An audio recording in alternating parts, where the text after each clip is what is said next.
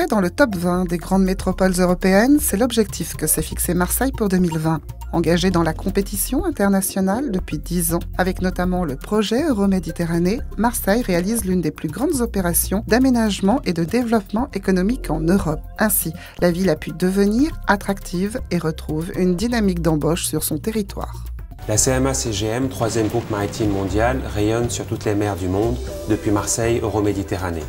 Notre groupe, qui emploie 1500 personnes à Marseille, va d'ailleurs construire un nouveau siège, une tour de 148 mètres que nous avons confiée à l'architecte international Zaha Hadid. Cité de la Méditerranée, ZAC Saint-Charles, pôle média de la Belle de Mai, rue de la République, sur le seul quartier de la Joliette, 160 000 m² de bureaux neufs ont été livrés, avec 6 000 emplois créés. Un autre enjeu économique de rénovation urbaine et de cohésion sociale, les zones franches urbaines. Marseille en a fait l'une de ses priorités et elle en possède désormais 2. En redynamisant ces quartiers jugés prioritaires, elle a créé 9 000 emplois en 10 ans sur la seule ZFU Nord Littoral. Alors que l'offre immobilière active permettra la livraison de 30 000 m² de bureaux supplémentaires, la deuxième zone franche, 14e et 15e Sud, a déjà permis la création de 1200 emplois nets. On avait quand même pour objectif de monter une grosse entreprise comme ça depuis quelques années. Maintenant, est-ce qu'on aurait franchi le cap si on n'avait pas été en ZFU? Peut-être pas, ou du moins on aurait foncé moins rapidement. Là, la décision a été prise très vite et c'est le fait d'avoir été en zone franche qui nous a énormément influencé.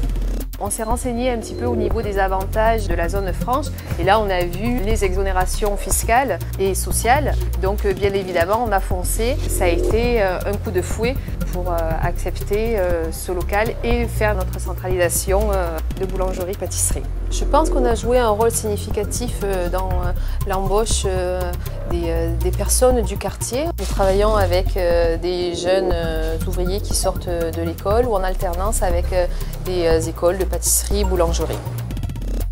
Pour rendre ces entreprises compétitives, Marseille et sa communauté urbaine ont également choisi de faire de l'innovation une priorité de développement. Avec la recherche et la formation supérieure comme moteur de l'économie de la connaissance, la métropole s'est engagée fortement avec la création de 2 sites emblématiques. Le technopole de Château-Gombert, autour des sciences de l'ingénierie, et le parc scientifique et technologique de Lumini pour les industries de la santé et les biotechnologies.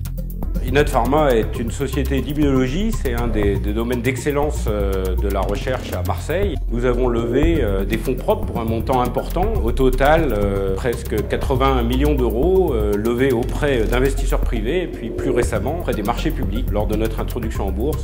Et notre chiffre d'affaires de voisinage de 6 millions d'euros. Une des grandes forces du bassin marseillais est de fournir à une société comme la nôtre du personnel hautement qualifié. C'est particulièrement vrai dans les sciences de la vie avec une puissance de formation à tout niveau, techniciens, ingénieurs, chercheurs, postdoctorants. On trouve localement l'ensemble de nos besoins.